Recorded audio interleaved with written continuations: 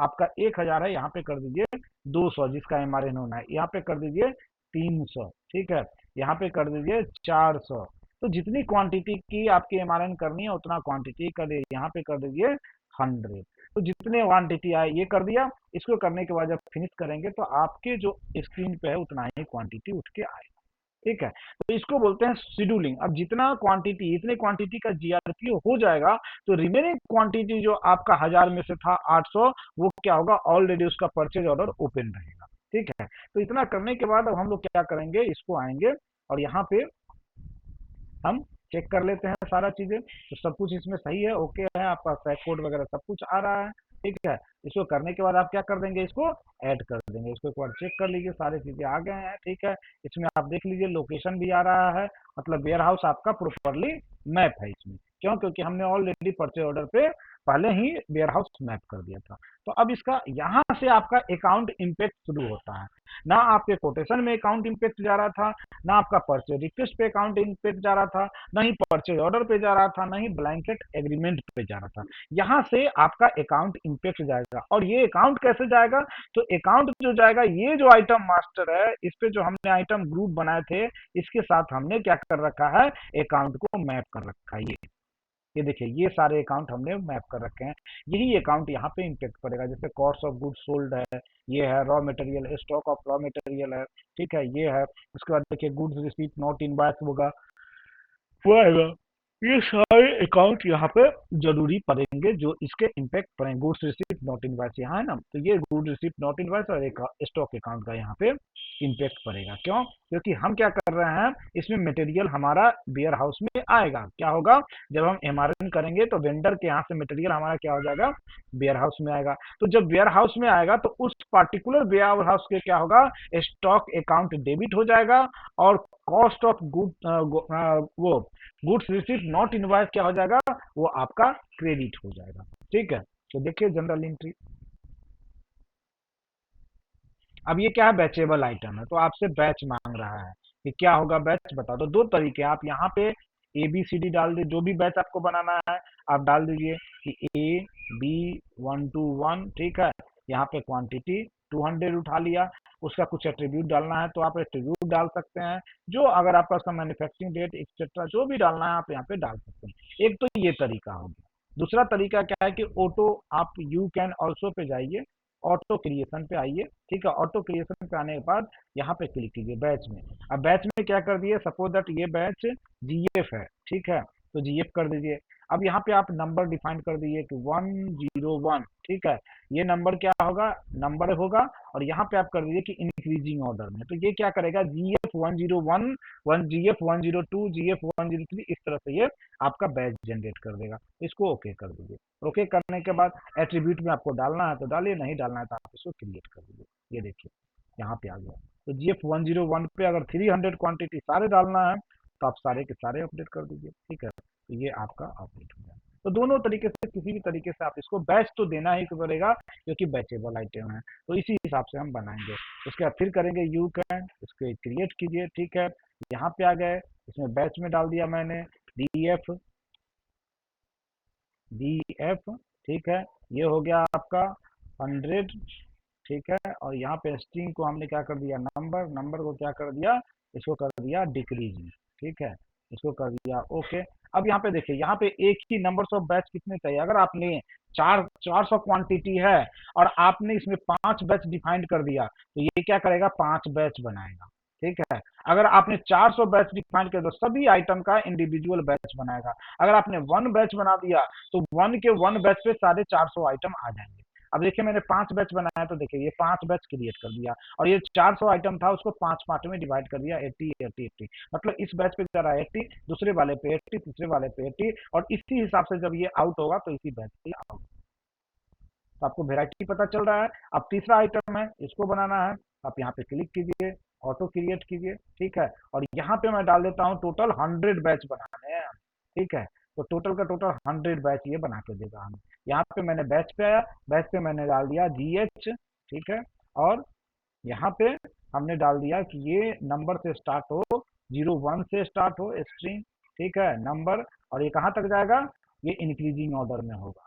तो 100 है तो 100 बना के, ठीक है।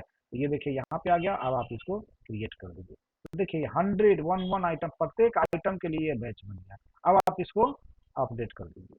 अपडेट कर दिया तो सारे के बैच मिल गए। अब ये आपको जनरल एंट्री देगा। यहाँ पे क्लिक कीजिए। अब आप देखिए, अब आपको ये दिखाएगा कि क्या अकाउंट इम्पैक्ट जा रहा है और क्या पर। अच्छा, बिल्कुल अभी ऑफिस में है, ठीक है।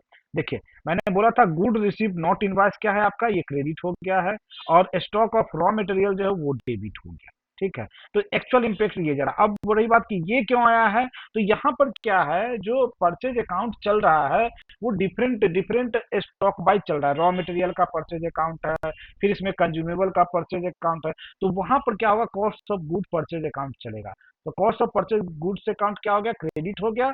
और रॉ मटेरियल परचेज अकाउंट क्या हो गया, डेबिट हो गया। लेकिन जब आप जाएंगे इंटरव्यू के लिए, तो जो जनरल एंट्री अगर पूछता है तो ये मेन जनरल एंट्री, इसको जरूर बताइए ऊपर वाले के। अगर आप ये चारों बता रहे हैं तो वन ऑफ द बेस्ट है। नहीं अगर ये याद है तो कम से कम ये जो दो ऊपर वाला है, goods receive not invoice credit and raw material stock debit, ये आपको बतानी ही बतानी। ये क्वेश्चन में आता ही आता है कि पूछेगा what are the general entry on the goods on GRPO या एमआरएम। तो आपको बताना पड़ेगा कि goods receive not invoice get credit and raw material stock of the raw material get debit, ठीक है। तो ये चीजें अकाउंट इम्पैक्ट होता है, इसको आपको बताना। ये जनरल एंट्री सही जा रहा है। अब हम इसको क्या करेंगे, जनरल एंट्री इसका ओपन हो गया, इसका मतलब है कि आपका डॉक्यूमेंट्स ओके है। अब आप इसको ऐड करेंगे तो ऐड हो जाएगा, ठीक है। तो यहाँ से हम क्या करेंगे, इसको ऐड कर देते हैं। यस किए। यस करने पर क्या हो गया, ये हमारा जीआरपीओ बन गया, एमआरएन बन गया। अब जरा सा ये रिलेशनशिप मैप दिखाता हूँ। अब आप रिलेशनशिप मैप देखेंगे तो देखिए इसका ओरिजिनेट कहाँ से हुआ, सारी चीजें दिखाएंगे। कहाँ से ये बन रहा है, सबसे पहले आपका परचेज रिक्वेस्ट। ये देखिए, पहले सबसे पहले क्या हुआ, परचेज रिक्वेस्ट बना, फिर परचेज ऑर्डर बना, फिर क्या, जीआरपी। देखिए आपका परचेज ऑर्डर क्या है, ऑलरेडी ओपन है, बट परचेज रिक्वेस्ट क्या हो गया, क्लोज हो गया। क्योंकि इसका टोटल का टोटल परचेज ऑर्डर बन चुका है। लेकिन परचेज ऑर्डर का टोटल जीआरपीओ नहीं बना है, अभी हमने कम क्वांटिटी का। अब देखते हैं कि परचेज ऑर्डर कितना ओपन है, ठीक है। तो अगर आप ओपन देखेंगे, यहाँ पे देखिए ये ओपन दिखा रहा है, इसका क्या हो गया, अभी यहाँ पे दिखा रहा है 1000, ठीक है। अब जब आप इसका बनाएंगे आगे, तो इसमें ऑलरेडी दिखाएगा। आप देखिए जरा सा, मैं इसको लेके चलता हूँ जीआरपी पे, कॉपी टू, ठीक है। जीआरपी अभी पता चल जाएगा ये क्या होगा। देखिए ये क्या बचा, 800 700, ये उतना क्वांटिटी घटा के लाया है। क्योंकि कि उतने क्वांटिटी के ऑलरेडी हमने जीआरपीओ बना रखा है।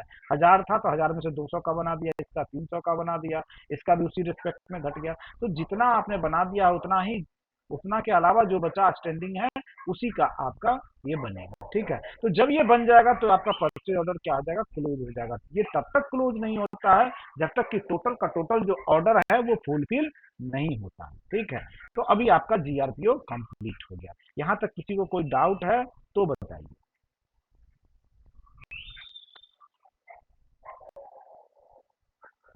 श्वेता, सर वो आप डिक्रीज करके कर रहे थे सर, वो समझ नहीं आ रहा था कि डिक्रीज क्यों किए हैं। क्या टी नहीं इंक्रीज समझ। और डिक्रीज जो आप कर रहे थे वो समझ नहीं आया। इंक्रीज और डिक्रीज क्या मतलब, ये वाला, ये क्वांटिटी जो ये जो है, नहीं देखिए परचेज ऑर्डर कितने का बना हुआ है, 1000 पीस का है ना। यहाँ पे देखिए, यहाँ जो परचेज ऑर्डर है आपका कितने का है, सर ये 1000 पीस। जनरल एंट्री की बात कर रहे हैं सर। क्या क्या, जनरल एंट्री की बात कर रहे हैं शायद।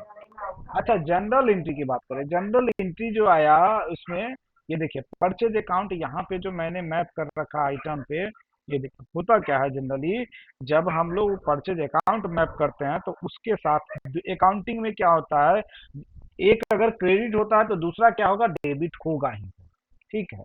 तो अब जहाँ पे यहाँ पे आपने देखा कि स्टॉक अकाउंट डेबिट हुआ है, तो गुड्स रिसीव्ड नॉट इनवॉइस क्या हो गया, क्रेडिट हो गया।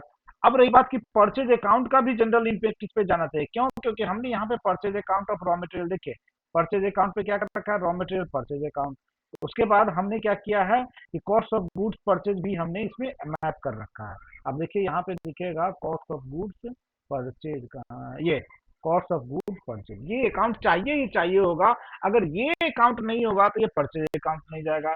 ये क्या होता है, ये इसको आप ये बोलिए कि जैसे आप क्रेडिट और डेबिट कर रहे हैं, तो जब आप परचेज करेंगे, कोई भी मटेरियल आप परचेज कर रहे हैं, ठीक है, तो परचेज करने पर क्या होगा, वो अकाउंट आपका इम्पेक्ट पड़ना चाहिए। तो ये आपने कोई चीज 5 रुपए का खरीदा, ठीक है, तो वो अकाउंट में आना चाहिए ना, उसका इम्पेक्ट पड़ना चाहिए ना। तो इसीलिए वो परचेज अकाउंट आ रहा है। अब वो परचेज अकाउंट जब आएगा तो उसके पैरेलल में जो अपोजिट नेचर होगा, दो ही चीजें चलता है, या तो क्रेडिट होगा या फिर डेबिट होगा। तो जब आप कोई चीज खरीद रहे हैं तो cost of good purchase account जो आपने परचेज किया ये क्रेडिट हो गया, ठीक है। ये इस जो आप ये क्या है कि कितना का अमाउंट का आपने परचेज किया है। अब इस कॉस्ट ऑफ गुड्स परचेज में क्या होगा, टोटल लाएंगे। सपोज दैट आपको 6 महीने के बाद पूछा कंपनी के किसी बॉस ने कि मेरे को ये बताओ कि टोटल अभी तक परचेज कितना किया है, तो ये आपका ये जो बैलेंस है ये बताएगा कि इतना आपने कॉस्ट ऑफ गुड परचेज किया है। अब उसमें से वो पूछ देगा कि अच्छा ये बताओ उसमें से रॉ मटेरियल कितने का है, कंज्यूमेबल आइटम कितने का है।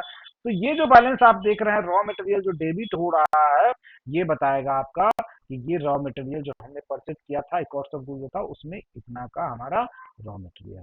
तो ये एक दूसरे का काउंटर अकाउंट होता है। परचेज ऑफ गुड्स जो है, cost of goods purchase account और परचेज अकाउंट जो होता है, दोनों एक दूसरे का आपका, इसको क्या बोले, बहुत अच्छा नाम है, मेरे माइंड से उतर रहा है, सैंपलिंग की क्या होता है,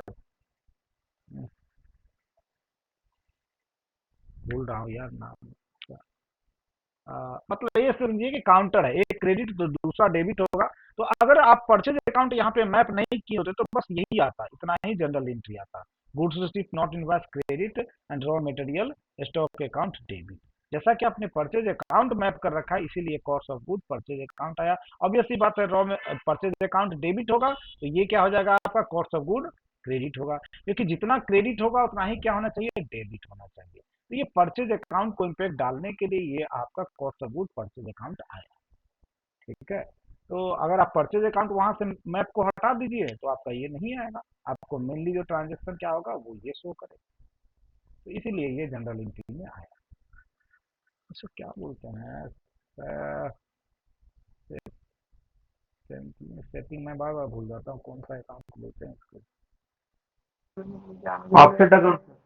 ऑफसेट, हाँ ऑफसेट अकाउंट, सही बोला आपने, इसको ऑफसेट अकाउंट बोलते हैं कि एक का ऑफसेट दूसरा करता है। यानी कि अगर यहाँ पे परचेज अकाउंट चलाएंगे तो cost of goods purchase account क्या हो गया, उसका ऑफसेट हो गया, ठीक है। तो ये ऑफसेट अकाउंट है। और ये जो आप देख रहे हैं गुड्स रिसीव्ड नॉट इनवॉइस, ये यहीं पे खत्म हो जाएगा। यहाँ पे ये पड़ा ना क्रेडिट हुआ है, अब जब इनवॉइस होगा तो वो डेबिट हो जाएगा। तो ये अल्टीमेटली क्या बताता है, जब आप रिपोर्ट बनाते हैं कि कितना एमआरएन पेंडिंग है, तो इसी से बनता है। इसमें दिखाएगा कि कितना एमआरएन है जिसका अभी तक एमआरएन हो चुका है, यानी कि जीआरपीओ बन चुका है, बट ये आपका इनवॉइसिंग नहीं हुआ है। तो इनवॉइसिंग जैसे ही होता है, ये यहाँ क्रेडिट हुआ है, इनवॉइस पे जाके ये क्या हो जाएगा, डेबिट हो जाएगा। तो सरप्लस ये खत्म हो जाता है आपका, कि यहाँ पे क्रेडिट उधर डेबिट, तो दोनों का क्या हो गया, इक्वल बैलेंस, यानी सरप्लस जीरो। तो अगर ये इसमें कुछ बैलेंस बचा हुआ, इसका मतलब क्या है कि उतना आपका पेंडिंग एमआरएन अभी एग्जिस्टिंग है। तो ये होता है पेंडिंग का मतलब, ठीक है। अब चलते हैं हम लोग इनवॉइस पे। तो हमारा वेंडर यही है, इसी वेंडर को लेके चलते हैं। अब जब इसका मटेरियल हमारे इन हाउस आ गया, हमारे वेयर हाउस में आ गया, तो अब क्या करेंगे हम लोग, वो जो है हमारा वेंडर, उसका बिल जनरेट होगा, ठीक है। तो ये एपी इनवॉइस है, ये एपी इनवॉइस में आएंगे। AP AP stand for account payable, account payable invoice, क्यों, क्योंकि वेंडर को हमें पेमेंट करना होगा, इसीलिए इसको अकाउंट पेबल बोलते हैं। और ए आर अकाउंट रिसीवेबल किस केस में होगा, सेल्स के केस में, आपको कस्टमर से पैसे लेने हैं तो वो आपका ए आर इनवॉइस। ये भी क्वेश्चन पूछते हैं, what is the meaning of AP and what is the meaning of A R, ठीक है। तो AP stand for account payable and A R stand for account receivable. तो यहाँ पे आए और इसको हमने सेलेक्ट कर लिया। इसको चूज करने के बाद क्या होगा, ये हमारा आ जाएगा। सिमिलरली जैसे हमने जीआरपीओ पे बनाया था वैसे ही यहाँ से आएंगे, कॉपी फ्रॉम करेंगे। कॉपी फ्रॉम से क्या उठाएंगे हम लोग, गुड्स रिसीव परचेज ऑर्डर से उठाएंगे। अब यहाँ पे परचेज ऑर्डर से नहीं उठाएंगे क्योंकि जीआरपीओ हुआ है। परचेज ऑर्डर से उठाएंगे तो क्या होगा, आपका 1000, 1000, 5000, 6000 इस तरह से आएंगे। अब यहाँ पे क्या होगा, आप एमआरएन लिए, जो मटेरियल आपके इन हाउस हो गया उसी का तो आप बिल पेमेंट करेंगे। जो मटेरियल आया ही नहीं हमारे पास, उसका हम बिल कैसे पे कर देंगे। तो जो एमआरएन होगा, जो जीआरपीओ जितना आइटम का होगा उतना ही का बिल हम बनाएंगे। अब यहाँ पे आएंगे, चूज करेंगे, चूज करने के बाद अगर आपको टोटल क्वांटिटी का बिल पे करना है, जितना आ गया है 200 200 जो भी 400 600 था उसको, तो आप रो ऑल डेटा कर देंगे। अगर आपको कस्टमाइज करना है कि जो 200 आइटम आया है उसमें से भी हमें कम देना है या 100 आइटम का ही बिल करना है, तो फिर कस्टमाइज में जाके जैसे हमने उस पर चेंज किया था इसमें जीआरपीओ पे, वैसे ही यहाँ पे चेंज करेंगे। तो ड्रॉ जनरली होता क्या है कि जितने आइटम हम रिसीव करते हैं उतना ही का बिल बनता है। तो जैसे ही आप यहाँ पे करेंगे, सारे के सारे आइटम आपके जितने जीआरपीओ बने थे वो सारे के सारे आइटम आ गए। अब यहाँ पे क्या करेंगे, हम इसमें फ्रेट मैप करेंगे। अगर आप इस पे फ्रेट लगता है तो फ्रेट, लेकिन इसकी सेटिंग नहीं हो रखी है, तो सबसे पहले हमें फ्रेट की सेटिंग करनी पड़ेगी। ठीक है, तो आते हैं अब हम लोग फ्रेट में। फ्रेट की सेटिंग करनी पड़ेगी, तो आप आ जाइए यहाँ पे FREIGST लिखिए, ये है फ्रेट। ठीक है, यहाँ पे बना हुआ तो है फ्रेट। स्टॉक पे पंच करना है, ठीक है, टैक्स डिस्ट्रीब्यूशन रेट, ठीक है, ये है आपका रो टोटल कर देते हैं इसको। अब आ जाएगा ये, ठीक है, इसको अपडेट कर दीजिए, बना हुआ तो है इसमें। अब आते हैं हम लोग फीडबैक पे, यहाँ पे आ गए सेट पे। सेट पे आने के बाद यहाँ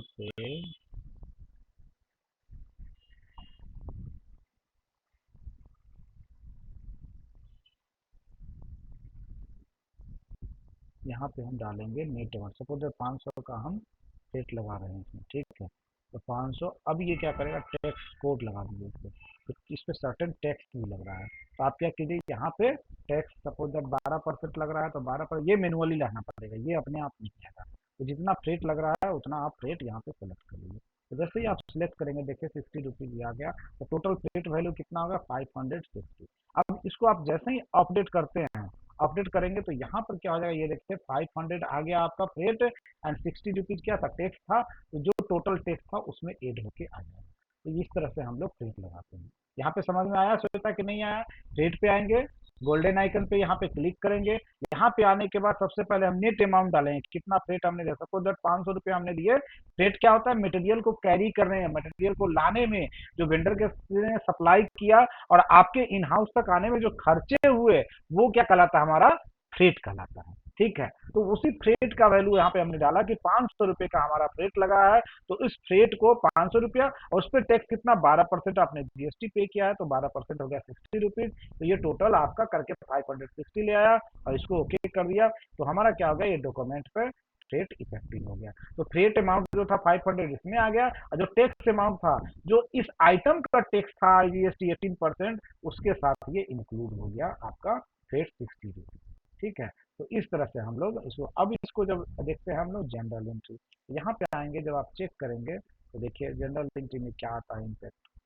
ये देखिए, अब ये क्या है, इसका पेमेंट टर्म जो जा रहा है उसके वजह से ये 3 पार्ट में डिवाइड किया है। अगर आप उसको चेंज कर देंगे तो ये चेंज हो जाएगा। देखिए जरा सा, यहाँ पे आते हैं, वो 3 में क्यों जा रहा है, क्योंकि यहाँ पे जो पेमेंट टर्म बने 3 इंस्टॉलमेंट में बने हुए हैं। कितना, 3 इंस्टॉलमेंट में है। पहला 20% का है, दूसरा 40% का है, और तीसरा क्या है, 40% का है। तो ये इंस्टॉलमेंट वाइज बना हुआ, इसीलिए 3 पार्ट में वो बना हुआ है जो आप जनरल एंट्री देख रहे हैं।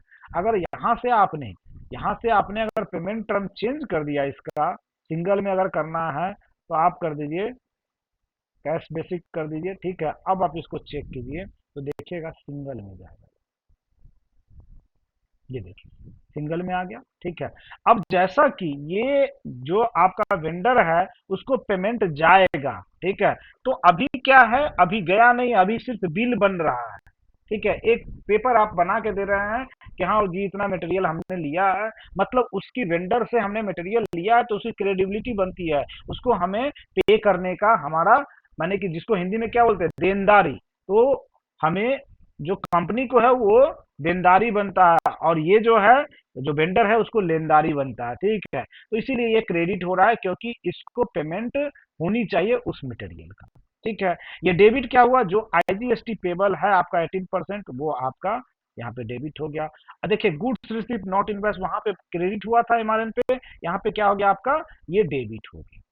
ठीक है, अब रही बात कि रॉ मटेरियल स्टॉक, अब जो आपने फ्रेट लगाया था, फ्रेट मैंने बताया था कि स्टॉक पे उस वैल्यू को जो भी फ्रेट लगेगा वो अमाउंट कहाँ पे पंच होना चाहिए, वो स्टॉक के साथ मैप हो जाना चाहिए। देखिए जहाँ पे मैंने फ्रेट सेट किया है उसके वजह से ये चेंजेज हो रहे हैं। अब आप तो यहाँ पे थोड़ा ध्यान दीजिएगा क्योंकि ये मेन है। ये सब चीजें नहीं समझेंगे तो अकाउंट यहाँ पे देखिए मैंने क्या कर रखा है कि जो फ्रेट अमाउंट लगेगा वो स्टॉक पे जाके वो वैल्यू क्या हो जाएगा, फिक्स हो जाएगा। जैसे कि सपोज दैट मैंने 5,000 रुपए का सामान मंगाया और उससे 50 रुपए खर्चे हो गए, ठीक है, तो वो जो सामान था उसकी वैल्यू क्या हो गया, 5,050 रुपए हो गए, ठीक है, तो स्टॉक पे वो वैल्यू आ गया, ठीक है। तो इसीलिए क्या हो रहा है कि 560 रुपीज जो यहाँ पे आप देख रहे हैं जनरल एंट्री में जा रहा है फ्रेट अमाउंट, जिसमें कि फेट है और टैक्स एड है, ये क्या हो गया, रॉ मटेरियल स्टॉक पे ये डेबिट हो गया यहाँ पे, ठीक है। और cost of good purchase account यहाँ पे क्या हो गया, क्रेडिट हो गया। फिर आपका क्या होगा, रॉ मटेरियल परचेज अकाउंट आपका क्रेडिट हो गया। तो ये फ्रेट की वजह से ये फिनोमेना आपका हुआ है। तो ये जनरल एंट्री में जा रहा है। मेन जनरल एंट्री क्या जाएगा, वेंडर अगर आपसे पूछता है तो सिंपली इतना बोलिए कि vendor get credit on the AP invoice whereas goods receive but not invoice get debit, ठीक है। तो इतना आपको बताना, क्लियर। अब चलते हैं आगे।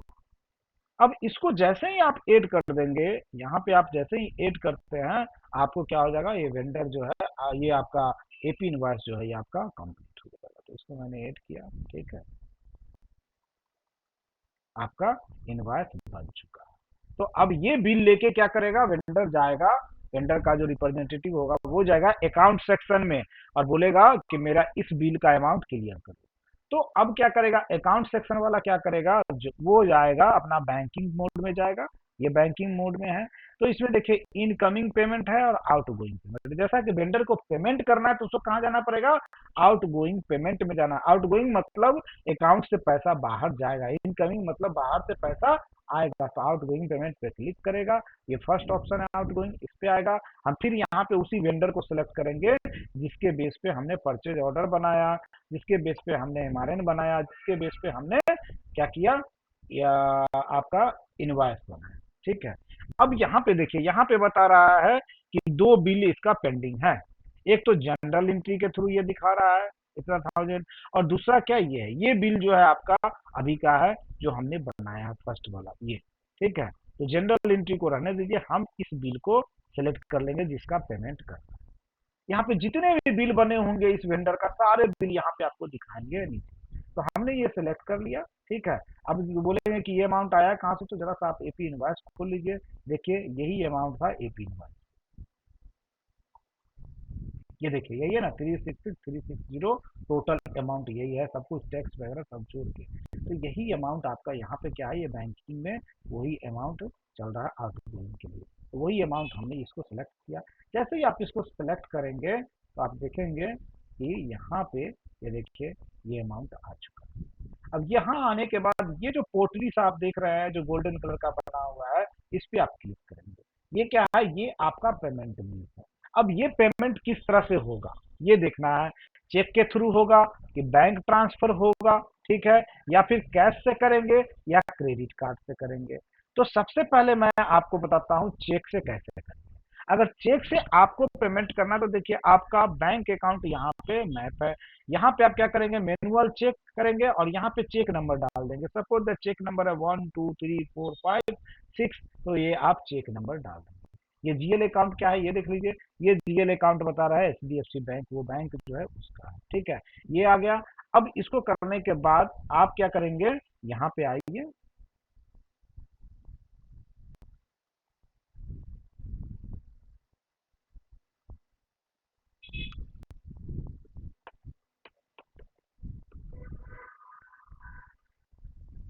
और इसको आप ओके कर दीजिए। ओके किया, अब जनरल एंट्री चेक कीजिए, निगेटिव बैलेंस ही आ रहा है, payment on account negative balance, तो गड़बड़ है कुछ ये minus payment on account minus आ रहा है। ये बिल हमने सिलेक्ट किया, ये हो गया, ठीक है। उसके बाद हमने ओके किया, यहाँ आ गया। अच्छा, हमने गड़बड़ कर दिया क्या, हम बताते हैं। जो पेमेंट टर्म हमने लिया है उसमें, वो हमने लिया कैश वाला ये बराबर हो गया है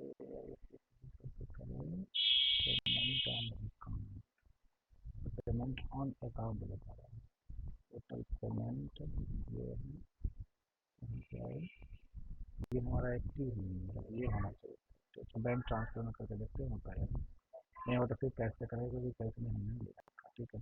अच्छा चेक का ऑप्शन ये नहीं है, चेक वाले में गड़बड़ आ रहा है, बैंक ट्रांसफर में बैंक ट्रांसफर में ये आ गया हमारा अकाउंट, ये हो गया। आप क्या कीजिए यहाँ पे डेट डाल दीजिए कि किस डेट में ये ट्रांसफर हो रहा है, आज का डेट है, आज का डेट हमने लिया।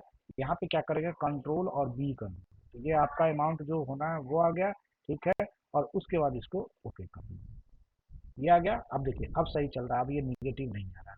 अब इसको जब हम देखें तो जनरल एंट्री आप चेक कीजिए इसका, तो यहाँ पर क्या हो रहा है एक्सिस बैंक, जिस बैंक से अमाउंट जाएगा वो बैंक अकाउंट क्या हो गया क्रेडिट हो गया, और जिस वेंडर को जाएगा वो वेंडर क्या हो गया आपका डेबिट होगा, क्यों क्योंकि वेंडर को पेमेंट जाना था, तो जिसके यहाँ गया वो डेबिट हो गया, जहाँ से गया वो क्रेडिट हो गया। तो इस तरह से जब आप इसको क्लोज कर दिए, इसको ऐड करेंगे तो ये क्या हो जाएगा आपका पेमेंट उस पार्टिकुलर वेंडर को हो जाएगा, और इस पार्ट पूरे बिल का जो 200 क्वांटिटी जो लेके चले थे उसका आपका ये क्लोजिंग हो जाएगा। अब यहाँ पे आइए एपी इनवॉइस को जरा सा चेक कीजिए कि एपी इनवॉइस कितना बना था, जितने आइटम का बना था वो सारे आइटम का बिल पेमेंट हो गया। तो यहाँ पे आएंगे रिलेशनशिप मैप चेक कीजिए, तो देखिए यहाँ पे क्या है आपका परचेज ऑर्डर, जो आप यहाँ पे देख रहे हैं, देखिए परचेज ऑर्डर ओपन है, परचेज रिक्वेस्ट क्या है क्लोज है, क्योंकि परचेज रिक्वेस्ट परचेज ऑर्डर बना था, लेकिन जीआरपीओ क्लोज है, एपी इनवॉइस भी क्लोज है, आउटगोइंग पेमेंट हो गया। क्यों एपी इनवॉइस क्लोज है, क्योंकि जितना आइटम का जीआरपीओ बना था उतना का एपी इनवॉइस बना था, उतना ही का पेमेंट हो गया, तो ये तीनों क्लोज हो चुका है, ठीक है।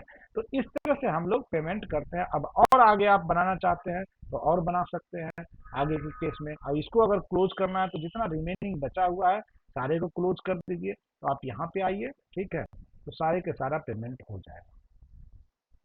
यहाँ अब मैं देखता हूँ, यहाँ पे आपको दिखाता हूँ कि ये जो है आपका जीआरपीओ, यहाँ पे आए, इस जीआरपीओ पे आए, जीआरपीओ पे आने के बाद फिर मैं उसी वेंडर को सिलेक्ट करता हूँ। जब वेंडर को सिलेक्ट करूंगा इस बार क्या करूंगा, जो रिमेनिंग क्वांटिटी होगी टोटल का मैं क्या करूंगा जीआरपीओ बनाऊंगा। तो ये हो गया, मैं परचेज ऑर्डर से लिया, परचेज ऑर्डर से लेने के बाद मैं ये ऑर्डर सेलेक्ट करूंगा, ये ऑर्डर सेलेक्ट करने का चूज करूंगा, चूज करने के बाद ड्रॉ ऑल करेंगे तो जो बचा हुआ था वो हमारे क्वांटिटी यहाँ पे आ गए। यहाँ पे आने के बाद अब क्या कर दूंगा, मैं इसको ऐड कर दूंगा। जनरल एंट्री तो आपको पहले चेक करा दिया था, इसको ऐड कर दिया। ये बैच नंबर मांगेगा जैसे उसने मांगा था बैच, तो मैं इसको मैनुअली बना देता हूँ ये, ठीक है। फिर उसके बाद इसको अपडेट कर दीजिए, फिर उसके बाद यहाँ पे डाल दीजिए BTF, ठीक है, यहाँ पे डाल दीजिए, इसको अपडेट कर दीजिए। फिर उसका तीसरा लाइन इसको डाल दीजिए AD, इस पे अपडेट कर दीजिए, इसको अपडेट कर दीजिए। तो एक ही बैच में ये सारे जाएंगे। मल्टी आपको बनाना है तो कैसे बनाना है ये बता दिया है, इसको अपडेट कर दिया, सारे बैच हो गए। अब ये क्लोज हो जाएंगे। अब इसकी जनरल एंट्री आप देख सकते हैं, और एंट्री देखो जनरल एंट्री आ गया। अब जनरल एंट्री के बाद आप इसको क्या कर सकते हैं, इसको ऐड कीजिए, तो यहाँ से आएंगे ऐड एंड व्यू कर दीजिए। जैसे ही ये ऐड हो गया तो आपका क्या हो गया, जीआरपीओ टोटल आइटम का बन गया। अब यहाँ पे देखेंगे तो परचेज ऑर्डर आपका क्लोज हो गया। अगर रिलेशनशिप देखिए क्या है यहाँ पे, ये देखिए जीआरपीओ ये है, ये परचेज ऑर्डर, आपका परचेज ऑर्डर क्लोज हो गया। ये परचेज रिक्वेस्ट है, ठीक है, ये परचेज ऑर्डर है। एक जो लूप चला था ये लूप तो हमारा क्लोज हो गया था, अब दूसरा लूप चला है जीआरपीओ का। अब क्या हो गया, परचेज ऑर्डर क्लोज हो गया। क्यों, क्योंकि जितना आइटम था टोटल आइटम का आपका क्या हो गया, जीआरपीओ बन गया। अब इस जीआरपीओ के बेस पे हम क्या करेंगे, इनवॉइस बनाएंगे। तो इनवॉइस बनाने के लिए क्या करें, यहाँ से क्लोज कीजिए, इसको भी क्लोज कर दीजिए, बाद में इसको दिखाता हूँ फिर से।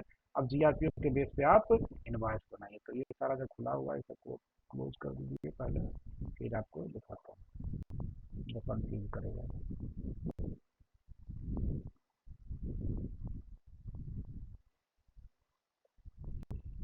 अब आ जाते हैं हम लोग एपी इनवॉइस पे, ठीक है। एपी इनवॉइस पे आए, फिर से उसी वेंडर को सेलेक्ट किया जिस वेंडर को हम बनाना था, ये ले लिया, ठीक है। वेंडर को लेने के बाद फिर हम क्या करेंगे, यहाँ पे आएंगे, यहाँ पे कॉपी फ्रॉम कर देंगे, इससे जीआरपीओ से लेना है तो ये जीआरपीओ ले लेंगे, ठीक है, ये लिया। अब देखिए टोटल डेटा हमें ड्रॉ करना है, तो टोटल का टोटल लिया, तो सारे आइटम्स आ गए। अब इसको क्या करें, हम इसको ऐड कर देते हैं। इसको जब ऐड करेंगे यहाँ पे आपको फ्लीट डालनी है, तो फ्लीट आप डाल दीजिए 500 1000 जो भी है, पहले नेट अमाउंट में डालिए कि सर 1000 है, ठीक है। और यहाँ पे टैक्स वैल्यू लगा दीजिए, किसको जो टैक्स लगा है वो 3% का या 12%, जो भी टैक्स है वो उसको चूज कर दीजिए। चूज करेंगे तो ये अपने आप डिवाइड हो गया, तो 1180 रुपये होगी, जिसमें कि 1100 रुपया नेट वैल्यू है और 180 रुपया क्या है आपका, 180 रुपया टैक्स वैल्यू है। यहाँ पे देखिए 1100 आ गया और इसमें 180 रुपया एड हो गया। आप पहले मैं वेरीफाई कराता हूँ कि कितना था, पहले इसको हटा दीजिए, आप इसको अमाउंट को हटा दीजिए, इसको हटा दीजिए। देखिए ज़रा, जब आप देखेंगे तो जीरो हो गया फ्लेट अमाउंट। यहाँ पे कितना है, यहाँ पे जो टैक्स वैल्यू है 6,10,200।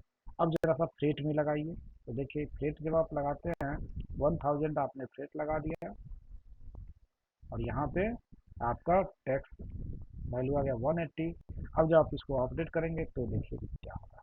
अब यहाँ पे देखिए ये बन गया 200 था, 380 हो गया, 180 इसमें आ गया और 1000 प्लेट का यहाँ पे आ गया। अब इसको आप एड कर दीजिए तो आपका क्या हो जाएगा, एपी इनवॉइस। एपी इनवॉइस जैसे ही बनेगा अब क्या होगा, ये बिल चला गया वहाँ पे। अब हम वहाँ पे जाएंगे बैंकिंग में, बैंकिंग में आके उसको पेमेंट करेंगे। तो यहाँ पे बैंकिंग में आए, बैंकिंग में कहाँ जाएंगे, आउट गोइंग पेमेंट में। आउट गोइंग पेमेंट में आने के बाद यहाँ पे हम फिर उसी वेंडर को सेलेक्ट करेंगे, जो वेंडर हमारा था इसको सेलेक्ट कर लिया। सेलेक्ट करने के बाद ये देखिए ये इसका बिल आ गया, ठीक है। तो जो नेट बिल है आप इसमें देखिए, जैसा कि इस पे पेमेंट टर्म जो आ रहा है क्या है आपका, इसमें जो पेमेंट टर्म है 3 इंस्टॉलमेंट में है, तो इसीलिए 3 पार्ट में डिवाइडेड है। तो पेमेंट टर्म आप चाहे तो इस पे चेंज कर सकते हैं।